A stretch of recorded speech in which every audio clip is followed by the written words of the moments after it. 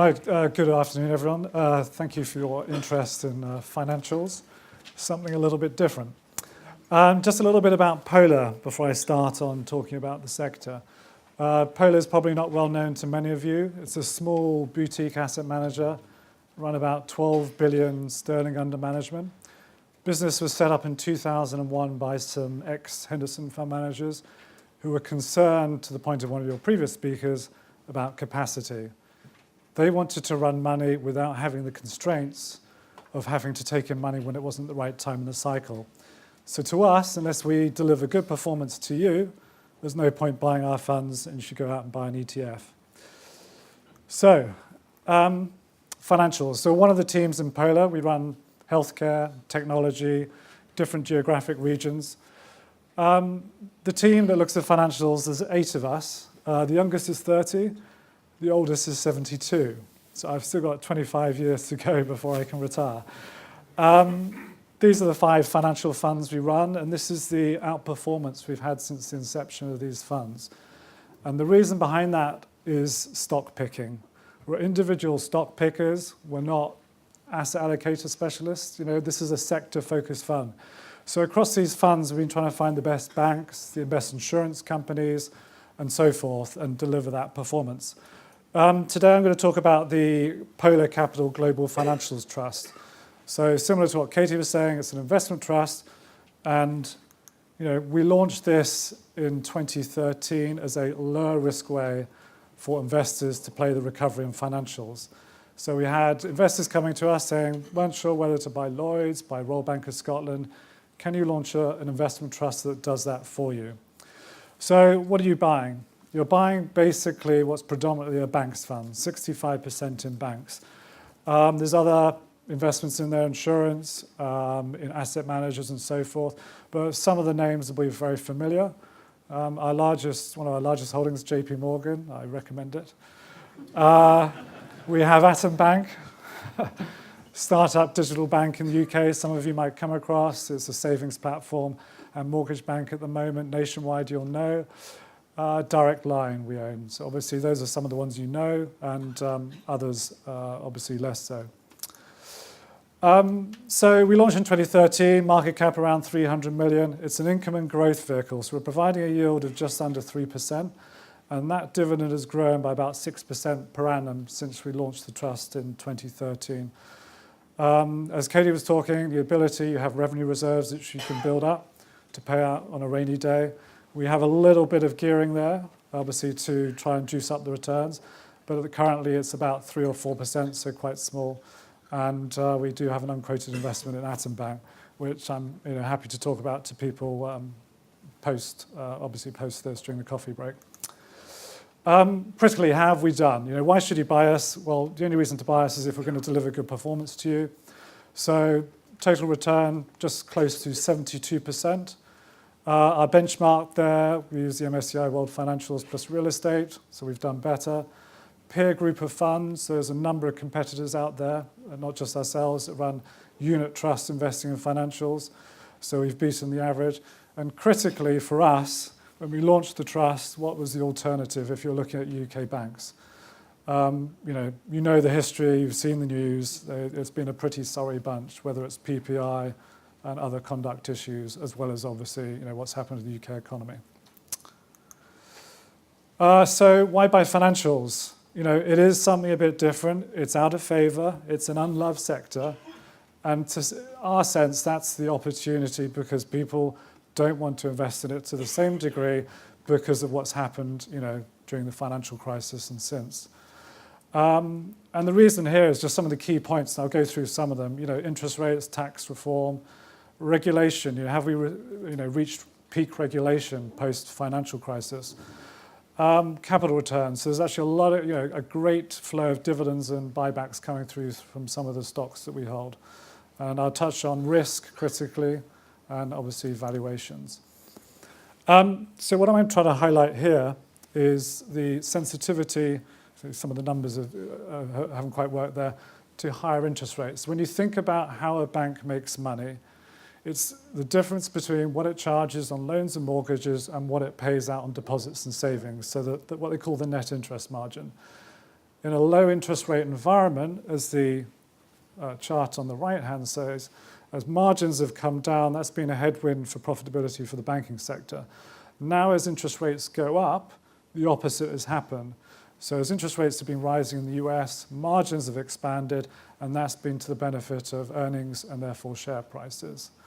If you believe that this abnormal world we're sitting in at the moment is going to be different in 3, 4, 5 years' time, and interest rates go back to some degree of normal level, then banks should benefit on the back of that. Some of the European banks and Japanese banks particularly so. We're not predicting interest rates going up in Europe or Japan in the very short term, but when or if they do, then the sector is going to see significant increase in its earnings. Now, just to touch on capital. To us, when you look at financials, it's all about balance sheet risk. You don't have to be very old to remember, obviously, the financial crisis. And there was 2 key issues there. Banks had no underwriting controls when they were lending money, and they had a lack of liquidity and a lack of capital. And I'll touch on all those 3 points. What's happened post-crisis is banks globally have been forced to raise significantly more capital. So they have a multiple. In the US now, you have to go back to the 1930s to a period when banks had as much capital as they do today. Europe, probably the 1990s. But what the 2 charts here are highlighting is just that increase. So that's been a significant headwind for the sector. Liquidity, we don't touch it on here, but you think of Northern Rock, you think of the queues outside branches. The reason Northern Rock came to a juddering halt, it didn't have sufficient liquidity. That's changed materially. Post-financial crisis, banks have to hold a lot more liquid assets, treasuries, gilts, other cash, and so forth. And I'll touch on underwriting in a little bit. Now, the flip side is we're in this sort of abnormal, sort of long cycles, slow, anemic recovery from obviously the financial crisis is growth is slow. Because growth is slow, banks and other financials don't need to retain as much money to underwrite new loans. So what they're doing is they're returning it to shareholders more and more each year through buybacks and dividends. And so what we're trying to highlight here on the right is that payout ratios have continued to rise, and this is why you've seen a very strong growth in dividends. Similarly, in Europe on the left, you can see the sector's one of the highest within the universe, and that's the attraction. Now touching on risk. Risk has materially changed within the system. It hasn't gone away. You've got to remember, banks and insurance are risk businesses. They're underwriting. So whether someone's underwriting an insurance policy, they're trying to estimate the likelihood of your house being burgled or floods or whatever it is, or whether it's a bank lending on a loan, the likelihood of you not being able to pay back that loan. Banks are lending a much stricter criteria than they used to. Some of that is driven by regulation. So you think in the UK, you think mortgage market regulation, regulation of buy-to-let. And a lot more risk has been shifted off banks' balance sheets into what they call sort of the shadow banking sector or non-bank lenders, because banks aren't allowed to underwrite some of the loans that they did pre-crisis. So the attraction of the sector today is you're buying a sector that's got much better capital, much more liquidity, is much better at underwriting risk, and therefore is a much more attractive proposition. In fact, what we want is they're becoming, albeit they're still economically sensitive businesses, they're becoming more utility-like. You want them to go back to those days where they were a bit dull, albeit cyclical businesses paying attractive yields of 5, 6% or plus in Europe, and similarly good yields in the US, albeit lower. Now the test of does the market believe that is what we put here hopefully as a simple chart, credit spreads. So the riskiest part of a bank structure is something called a CoCo or AT1, and the yields on these things have collapsed. So if you believe the arbiter of risk is the credit markets, they're saying the sector is significantly less risky.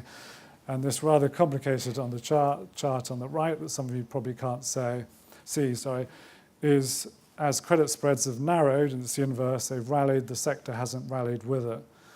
So the market's not giving the sector the benefit of the doubt. Now, that's probably pretty fair. Until we go through a recession and banks are tested, then we don't really know how they're going to perform. But we think they'll surprise. and actually do a lot better. It's not to say there aren't bad lenders out there, and I'm happy to talk about those. Co-op Bank obviously being one of the ones closer to home, albeit that's not necessarily underwriting. That was corporate governance. A bit of a complicated chart, but valuation. However you look at it, the sector's very cheap. It's always been cheap. It's traded on a discount to the market, but it's derated significantly post-financial crisis. And what we've tried to highlight here, there's periods when it's improved in valuation, people turn more positive. But remember, when you're buying exposure to financials banks, they are effectively the economy that you're buying. If banks aren't performing well, then equities generally probably won't be performing well. So the interesting thing at the moment, partly to do with perhaps some Italian risk, is banks have underperformed. They performed a bit poorly in the last month or so, and the market's carried on going up. So there's a little bit of a disconnect there, but they are very, very cheap. It's not all about interest rates. I mean, short term, that's probably the bigger driver. If you think interest rates are going to go up, that's good for the sector, and vice versa. There's actually a lot more going on that prevents some interesting opportunities. So merger and acquisition activity. There's still 5,000 banks in the US. When you think of the UK, you think 4 or 5 banks dominate the UK banking sector. Until 1992, 1993, a US bank couldn't operate outside its state. So it wasn't until then you started to see a consolidation in the US banks. We think that's going to pick up markedly over the next couple of years. Two particular drivers. One, there's been a change in the administration in the US that is more pro-business friendly. So the whole too big to fail issue has obviously prevented some mergers going ahead. But in an environment where banks are making a lot of money and on the back of US tax reform, obviously earnings have been boosted, margins are going up. Why would you want to sell your bank if you're a CEO of a US bank? When that starts to roll over, that will provide a boost. The second thing, which I'll come on to technology, is obviously what's going on with fintech and digitization. So you're obviously all very aware, people use their mobile phones online to bank much more. People aren't going into bank branches to the same extent as previously. So you're seeing banks reduce the number of bank branches. JP Morgan, I believe, tell me if I'm wrong, Bank of America and Wells Fargo each spend the order of $10 billion a year on technology. You could say they've obviously got a problem if they're having to spend $10 billion on technology. But that makes it incredibly hard for others to compete. Think of those other 4,997 US banks. You cannot possibly compete against that. Yes, there'll be some small digital fintech startups that do well, focus on one area. So there's at some point there's a big potential for a lot of banks to think they've got to get together and obviously spend more on technology to hope to compete with the likes of JP Morgan and Bank of America. The other interesting thing is obviously the threat. So it's an opportunity and a threat. People have been very worried, particularly over here, about the threat to the sector from open banking, what's called open banking PSD2. I will not try and put you to sleep at the moment by telling you what that is, but I'm happy to talk about it later. But it's the ability for banks having to open up their system to fintech competitors. The flippant response to this is people get divorced more often than they change their bank account. So it's very, very hard for startups to acquire customers. We've seen this with Atom Bank, where we have a shareholding. And the attraction to VC startups is, okay, if I can partner with a bank, immediately I have access to 2, 3, 4, 5 million customers, and I've monetized that opportunity. So there's a lot I can talk about here. We own MasterCard in the trust, which, as you all know very well, didn't suffer downtime as Visa did the other day, but we do actually like Visa, though we don't own it. Finally, it's not all about fintech, interest rates, small banks. Any, obviously, industry, you have small banks growing much faster. Some of these might be known to you in the UK. Their focus might be more on buy-to-let or asset finance. There's been a lot of M&A recently. We owned Aldermore in our trust, which got taken out. but you can see the potential for much faster growth, albeit you've got to be cognizant of how that growth is being achieved from a risk perspective. And I'll give a couple of examples later. Emerging markets, again, structurally long term. So one of the reasons that people are bearish on the global economy is, there's this debt bubble, household debt, government debt, and so forth. Well, the penetration of debt to GDP, emerging markets is materially lower. So long term, there's the potential here for much faster growth as financial services penetrate more into the market. And then finally, just a little bit on the portfolio, just give a little bit of colour. I'll just touch on one or two examples.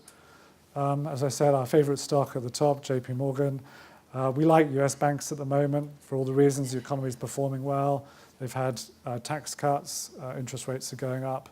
But this is a global fund. It's 20% of the market. It's an area that institutions, certainly, you can as private individuals, but institutions cannot ignore.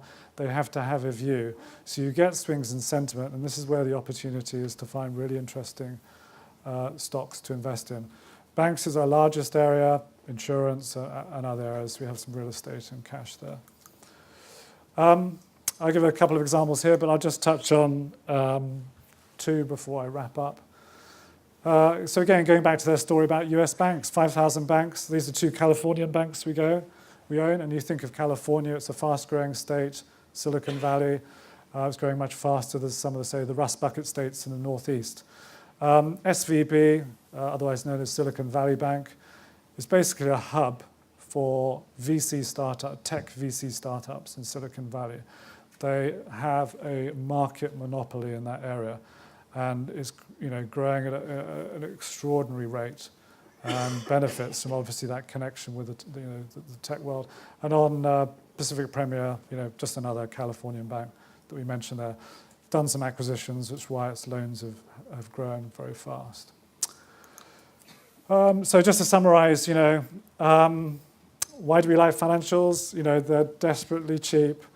Yes, they're cyclical. So if you're positive on the outlook for markets and you believe there's further to go, the sector should do well. It's an interesting opportunity at the moment. You've got a free option on interest rates going up, and they'll benefit from that because they're out of favour. Balance sheets are much, much stronger. You're getting paid while you wait through buybacks and dividends. And, we think that's a great and interesting opportunity. So thank you very much for your interest. And we're obviously outside, happy to take any questions. Thank you.